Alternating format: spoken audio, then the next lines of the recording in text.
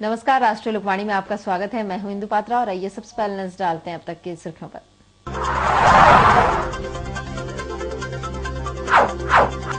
सावन के आखिरी और चौथी सोमवारी पर निकाली गई कलश यात्रा, भोले बाबा का हुआ जलाभिषेक।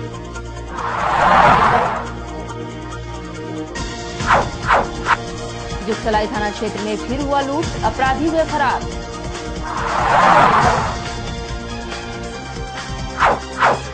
और 5 अगस्त को भाजपा करेगी विधानसभा का घेराव।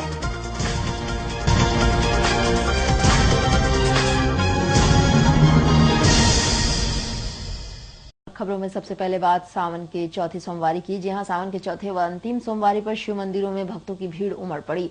इसके लिए शहर के मंदिरों को भव्य रूप से सजाया गया। मंदिरों में भजन कीर्तन का भी आयोजन किया गया था और भगवान शिव का जलाभिषेक व दुग्धाभिषेक भी किया गया। बताया जाता है कि सावन माह के अंतिम सोमवार को विशेष महत्व होता है। ऐसी मान्यता है कि जो भक्त इस दिन भगवान शिव को जल चढ़ाते हैं और उनकी आराधना करते हैं, उनकी सारी मनोकामनाएं भी पूरी होती है। पुरुष एवं महिलाओं ने विशाल कलश शोभा यात्रा निकाली और इस कलश यात्रा में 701 महिलाएं, युवतियां एवं पुरुष श्रद्धालु शामिल हुए। इस कलश यात्रा में भगवान शिव और पार्वती के नृत्य को लोगों का मन मोह लिया।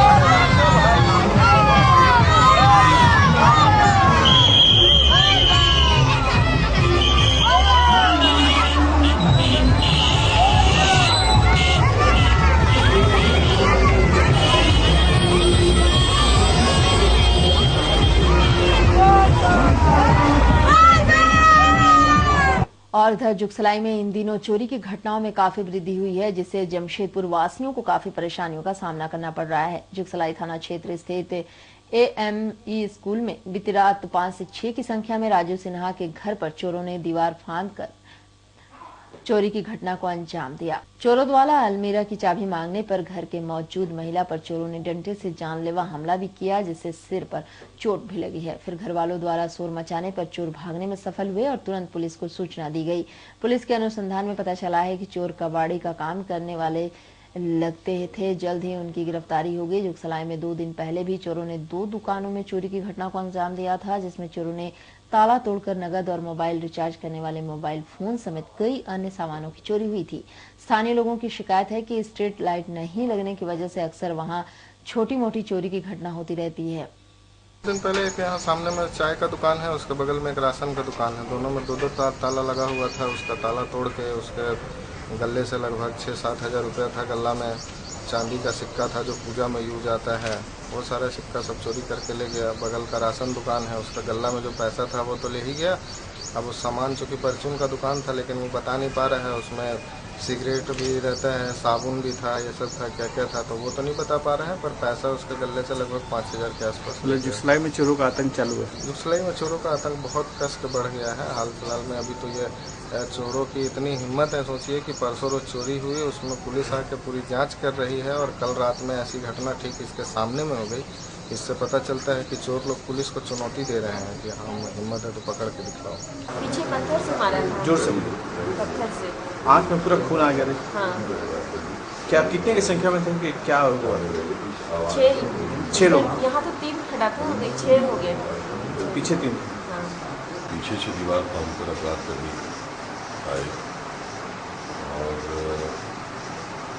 सामान बिखेरते हुए अपने कमरे से 2,500 रुपया नकदी और उनके पास आकर चाबी मांगने के लिए उनके साथ सर में मारे, बाल खींचा और कान का एक भर का बाली और एक बिस्तर का मोबाइल भी लेके भागा। जब ये चिल्लाने लगी तो चला गया।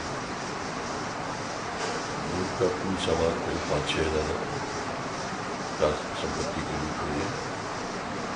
लोगों की संख्या 3, जो भैया डिस्क्रिप्शन आया है फिलहाल, रंगे बदलते वो लोग और बोलचाल भाषा से वो इलिटरेट टाइप करेंगे। और उधर झारखंड के विभिन्न विधानसभा से भाजपा नेता और कार्यकर्ता जन मुद्दों को लेकर 5 अगस्त को विधानसभा का घेराव करेंगे। जमशेदपुर पश्चिम के पूर्व विधायक सरयू राय ने मीडिया को बताया है कि राज्य में प्रशासन पर मुख्यमंत्री, विधायक और मंत्रियों का दबाव है।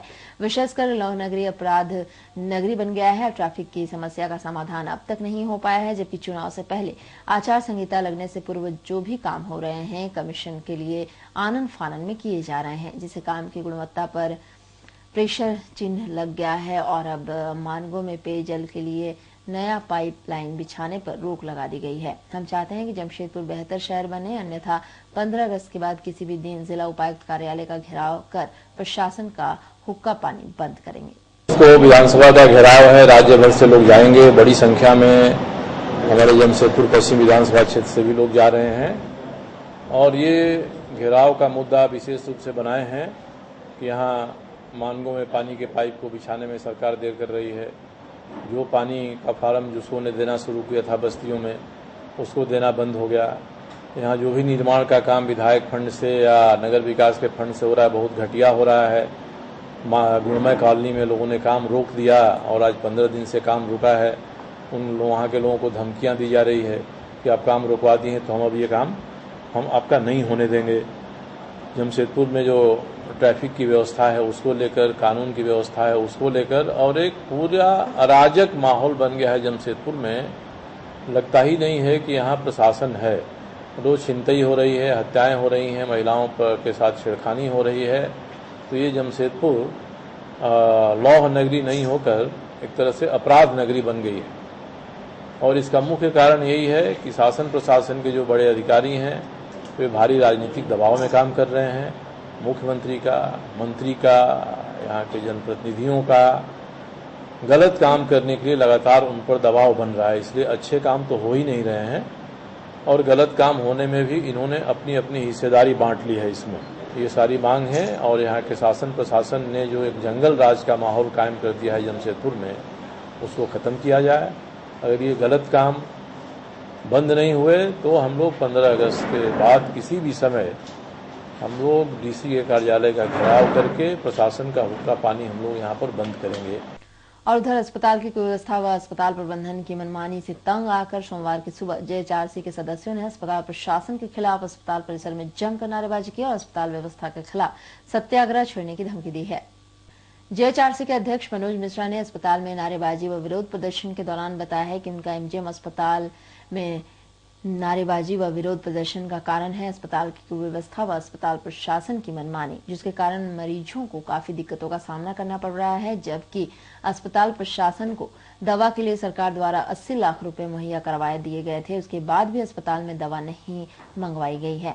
अस्पताल के सभी वार्डों में पानी नहीं है और तो और अस्पताल का इंसुलेटर भी खराब है, जिसके कारण अस्पताल में मरीज के साथ साथ अस्पताल के आसपास रहने वाले भी बीमार पड़कर मर रहे हैं, जिसका जिम्मेदार अस्पताल प्रबंधन है। यह अस्पताल प्रशासन के खिलाफ यह अंतिम आंदोलन है और अब वे लोग जल्द ही अस्पताल प्रशासन के खिलाफ आंदोलन की जगह सत्याग्रह छेड़ने वाले हैं।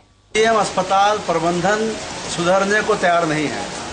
80 लाख रुपया MGM को सरकार ने दिया है और यहाँ के गरीब दवा के बिना मर रहे हैं, सुविधा के बिना तड़प रहे हैं। वार्ड में पानी तक नहीं पहुँचा है। 80 लाख रुपया पता नहीं कहाँ जा रहा है, क्या हो रहा है। यहाँ का इंसिनरेटर खराब है, जो भी अस्पताली कचरा निकल रहा है इसी शहर के लोगों को, इसी अस्पताल के मरीजों और उसके परिजनों को बीमार कर रहा है। यहाँ पर साफ सफाई और गंदगी का जो अंबार है वो ऐसा है कि सफाई तो है ही नहीं, गंदगी से लोग मर रहे हैं, बदबू पूरे अस्पताल में फैला हुआ है। MGM अस्पताल शहर का एक मेडिकल कॉलेज अस्पताल है और इसको सुपर स्पेशलिटी का दर्जा है।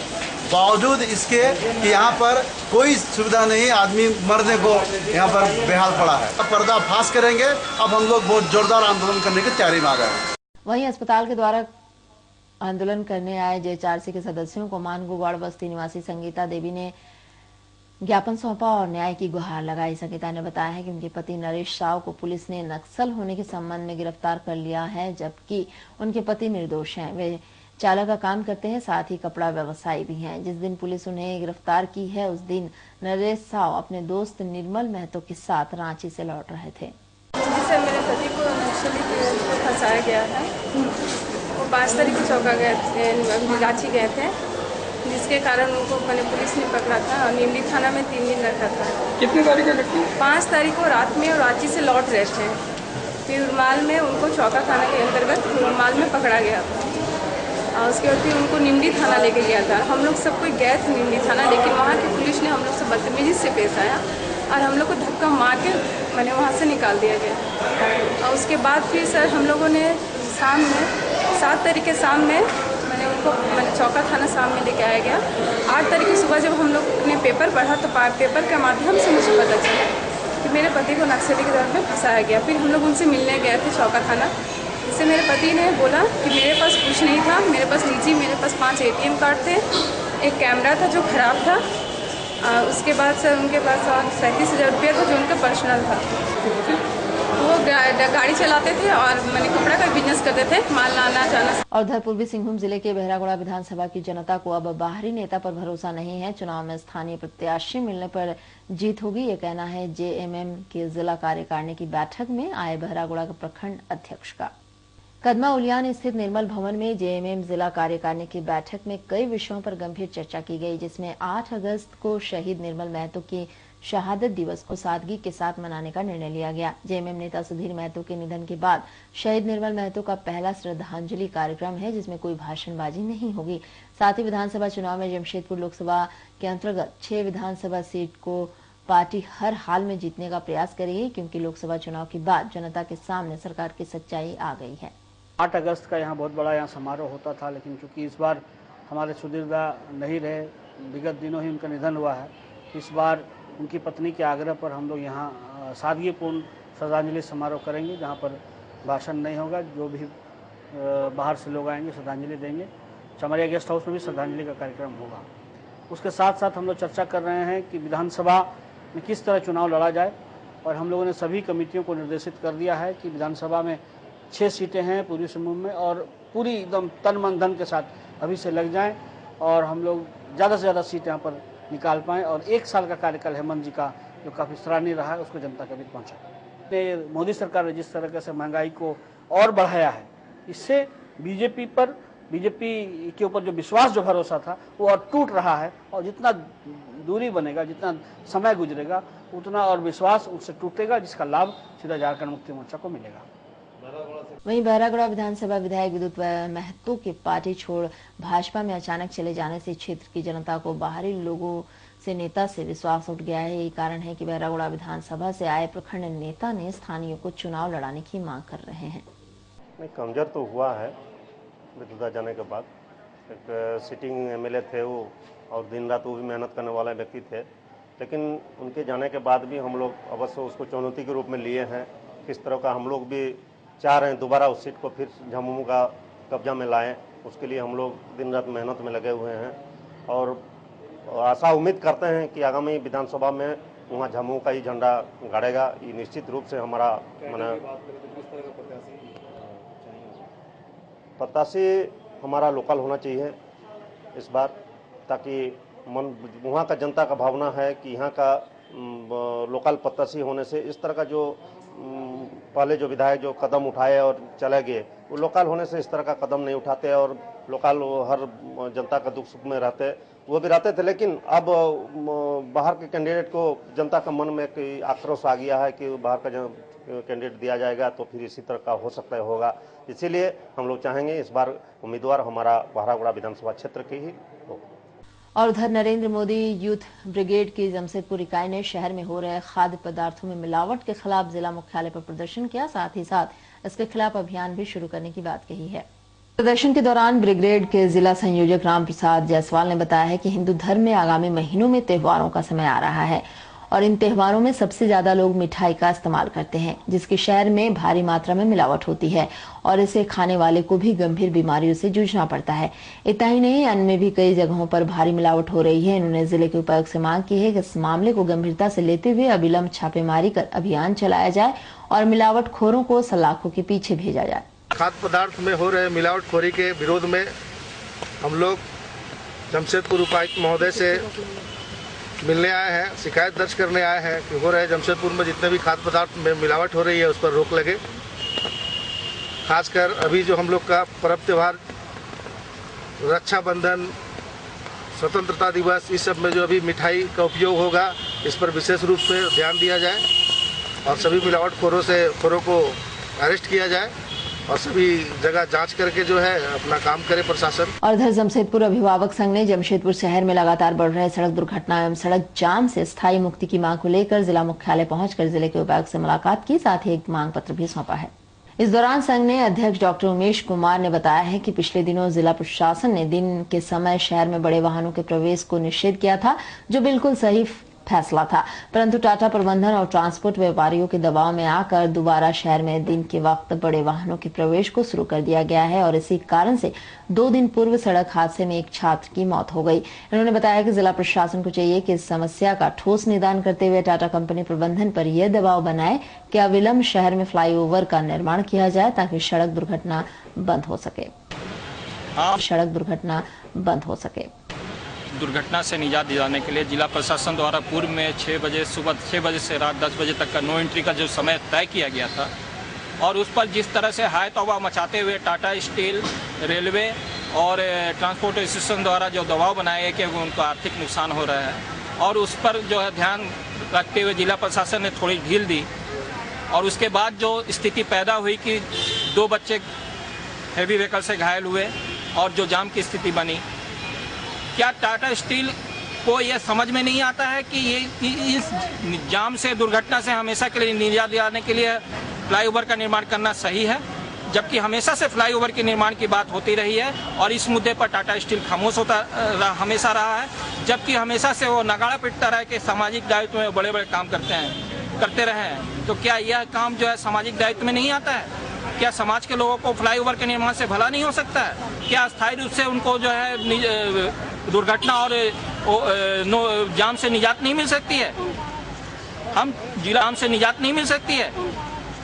हम जो पूर्व में 6 बजे से रात 10 बजे का समय निर्धारित किया गया था नो एंट्री का, उसको पूर्व की तरह जारी रखा जाए, अस्थायी रूप से उसको नियमित कर दिया जाए और टाटा स्टील पर दबाव बनाया जाए जिला प्रशासन के द्वारा कि वो फ्लाईओवर का निर्माण करे, जिससे अस्थायी रूप से सभी को जाम से और दुर्घटना से निजात मिल सके।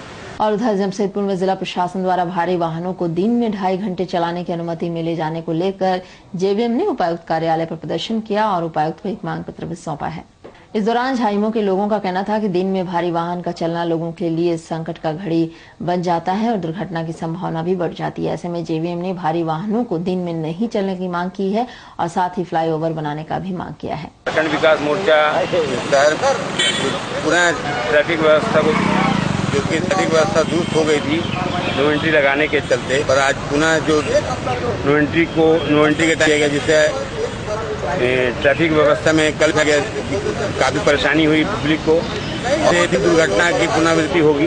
इसके लिए झारखंड विकास मांग करती है कि डीसी साहब इस टाइम में फेरबदल करें और शहर की विधि व्यवस्था को दुरुस्त करें। और अब चलते एक नजर तक की सुर्खियों पर।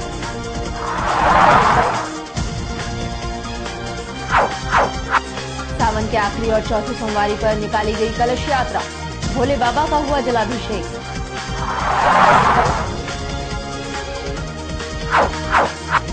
जुगसलाई थाना क्षेत्र में फिर हुआ लूट, अपराधी हुए फरार।